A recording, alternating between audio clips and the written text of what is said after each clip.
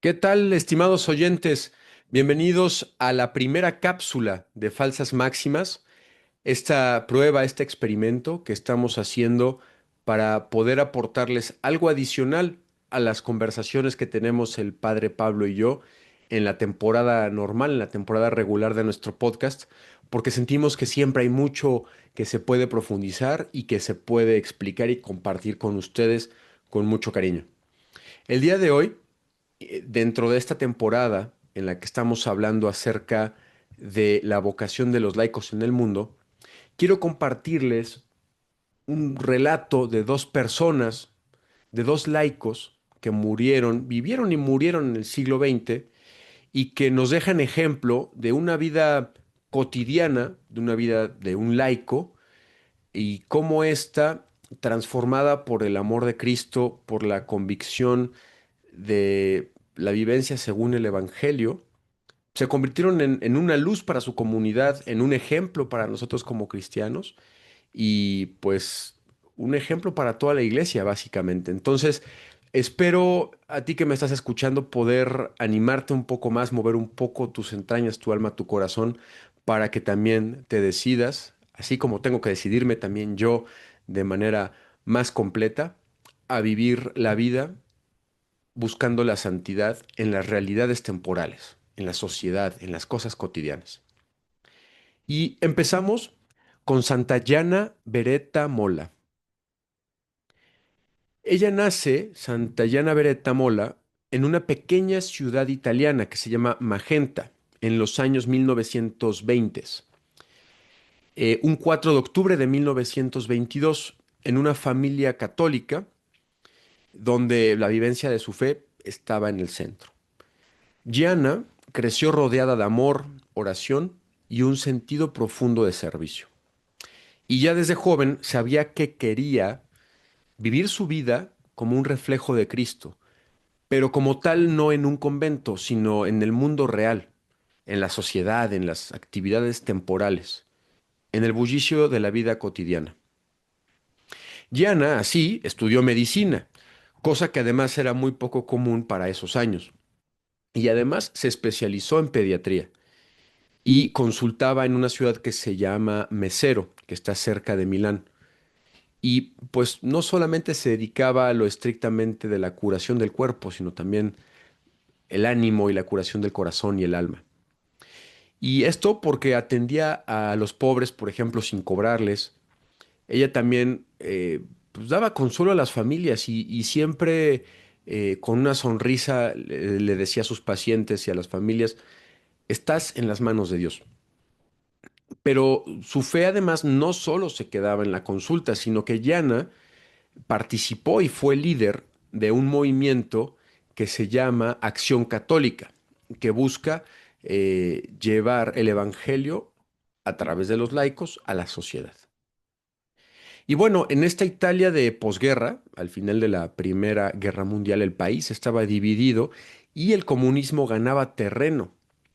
Entonces, los católicos, haciendo frente a esta ideología e inspirados por el Evangelio, sabían que tenían que actuar, que hacer algo.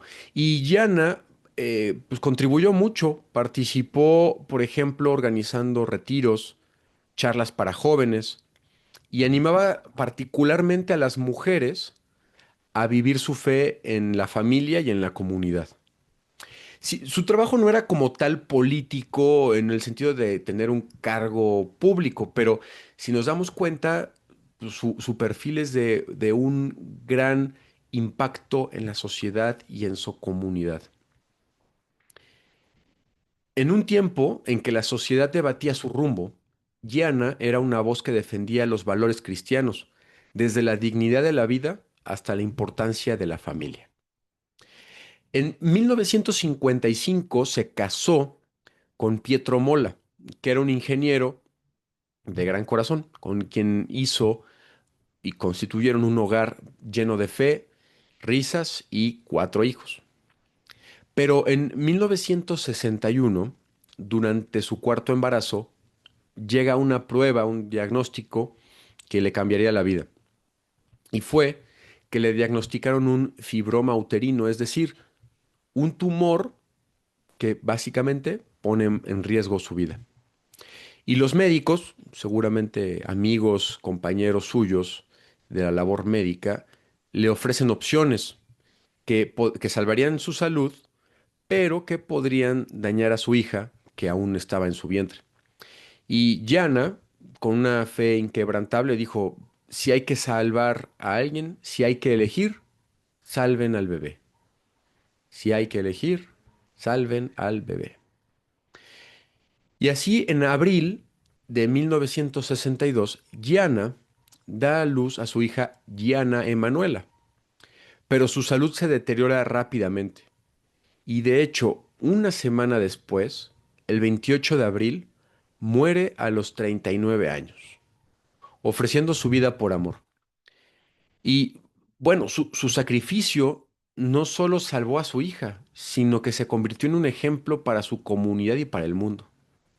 Su historia ha inspirado a miles y especialmente a los movimientos pro vida, mostrando y dando testimonio de que la fe puede transformar incluso los debates más difíciles de la sociedad. Y bien, esta es Santayana Beretta Mola. Excelente ejemplo. Espero, sobre todo para las mujeres que escuchan falsas máximas, sea un gran ejemplo. Y para los hombres, y en general para toda la iglesia, hombres y mujeres, también el venerable Giorgio Lapira.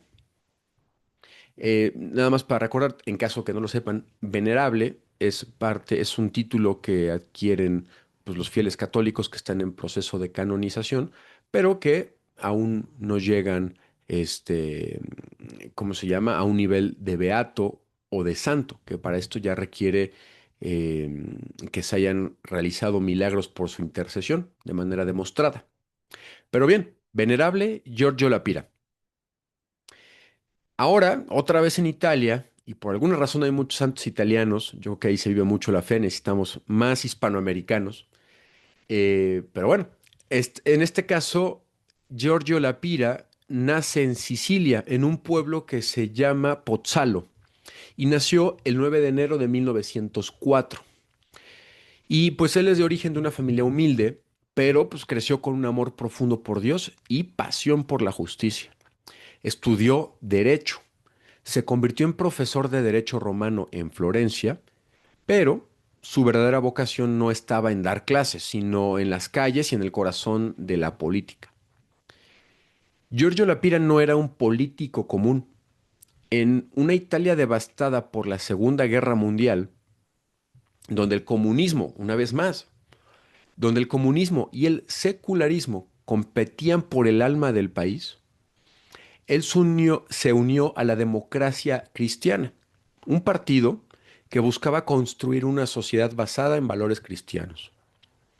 Pero Giorgio no solo quería ganar elecciones, sino que quería transformar vidas.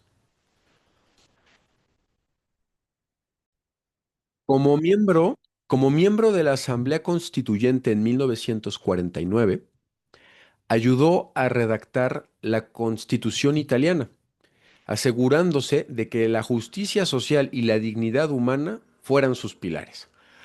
En 1951, Giorgio se convierte en alcalde de Florencia y aquí es donde brilla su fe. De hecho, es conocido como el alcalde santo. Vivía con una sencillez radical. Donaba su salario a los pobres, dormía en un cuarto modesto y asistía a misa todos los días. Pero su santidad no solo era interior, personal, limitada a la oración, sino que también era práctica. Por ejemplo, construyó viviendas para los sin techo, creó empleos para los desempleados e incluso ocupó fábricas abandonadas para salvar los trabajos de los obreros. Y Florencia, bajo su liderazgo, se convirtió en una ciudad que respiraba esperanza. Pero Giorgio miraba más allá de Florencia. En plena Guerra Fría, cuando el mundo se estaba dividiendo entre este y oeste, si recuerdan la división entre, digamos, el mundo liberal y el mundo comunista, el muro de Berlín, etcétera, pues Giorgio organizó lo que se llamó los coloquios mediterráneos, invitando a líderes de Europa el mundo árabe e incluso el bloque soviético a dialogar en su ciudad. Su sueño era la paz, una paz basada en la fe cristiana, que veía como el puente para unir a la humanidad. Y dicen que este hombre, Giorgio, era además pequeño en estatura, pero gigante en visión, sentado con líderes mundiales hablando de Dios y de fraternidad. Giorgio vivía su fe como un profeta moderno. Inspirado por San Francisco de Asís y los profetas del Antiguo Testamento, veía la política como una misión sagrada. No buscaba poder, sino que buscaba servir. Y cuando murió, el 5 de noviembre de 1977, dejó un legado que aún resuena, un político que puso el Evangelio en el centro de su trabajo. Estimados oyentes, gracias por llegar hasta este punto conmigo. Espero estos testimonios de estas dos personas hayan movido su corazón, los motiven a seguir buscando la vivencia de la fe en las realidades temporales, en la sociedad, en las familias, en la práctica médica, en la política, en la sociedad, en la construcción de paz, y que hagamos juntos de este mundo un mundo orientado a la cultura del amor, a la cultura de la paz. Muchas gracias por escucharme, por escucharnos en Falsas Máximas, y viva Cristo Rey.